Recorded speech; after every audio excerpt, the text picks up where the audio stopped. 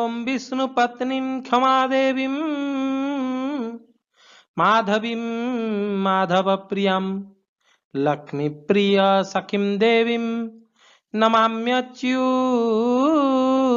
वल्लभाम।